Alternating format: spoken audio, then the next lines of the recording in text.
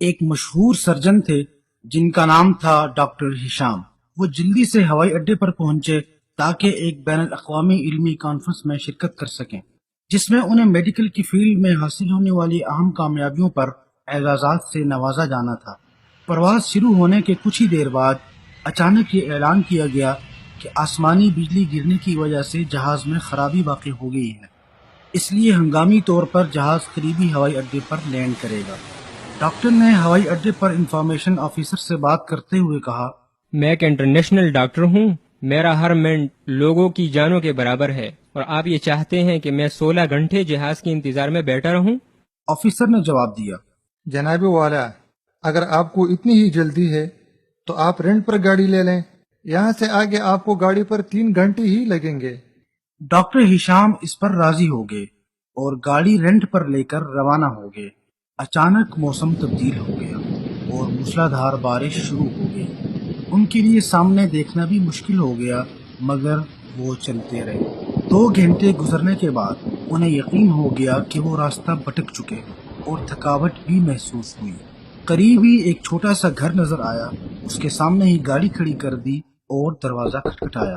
اندر سے ایک بوڑھی عورت کی آواز آئی، آپ جو کوئی بھی ہیں اندر آ جائیں، دروازہ کھلا ہوا ہے۔ وہ اندر داخل ہوئے اور بوڑھی عورت سے اس کا فون استعمال کرنے کی اجازت چاہی۔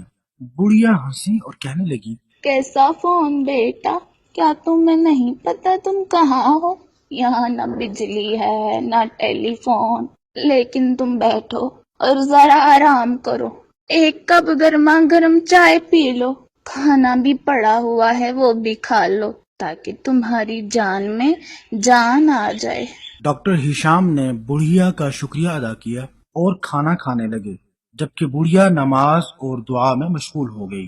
اچانک ڈاکٹر صاحب کی نظر ایک چھوٹے بچے پر پڑی جو بڑھیا کے قریب چارپائی پر بے سود پڑا سو رہا تھا، اور وہ بڑھیا ہر 2 نمازوں کے درمیان اسے ہلاتی۔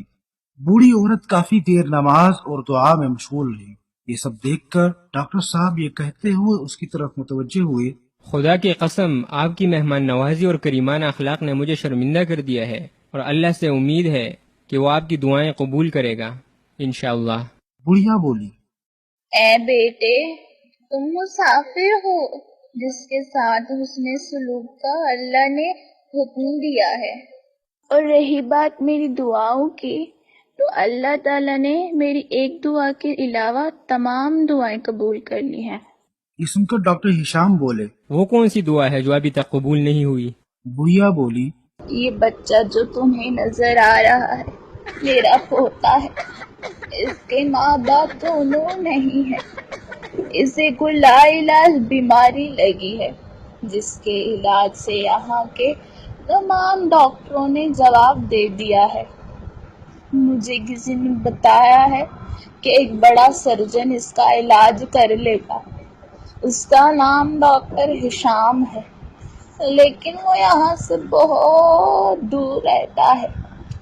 مجھ میں اتنی طاقت نہیں کہ اس بچے کو اس کے پاس لے جا سکوں، اور مجھے ڈر ہے کہ کہیں یہ بیچارہ جان سے ہاتھ ہی نہ دھو بیٹھے، اس لیے میں نے اللہ سے دعا کی ہے کہ میرا معاملہ آسان کر دے۔ ڈاکٹر صاحب رو پڑے اور بولے، اللہ کی قسم، آپ کی دعا نے جہازوں کو خراب کر دیا اور آسمانی بجلیاں گرائیں اور بارش برسائی تاکہ مجھے کھینچ کر آپ تک پہنچائے۔ قسم سے مجھے اپنی آنکھوں سے دیکھنے سے پہلے یہ یقین نہیں تھا کہ اللہ تعالیٰ دعا پر ایمان رکھنے والے اپنے بندوں کی دعاؤں سے اسباب کو اس طرح پیدا کرتا ہے۔ جب اسباب ختم ہو جاتے ہیں تو زمین و آسمان کے خالق کی طرف رجوع کے سوا کوئی راستہ باقی نہیں بچتا۔ وَإِذَا سَأَلَكَ عِبَادِي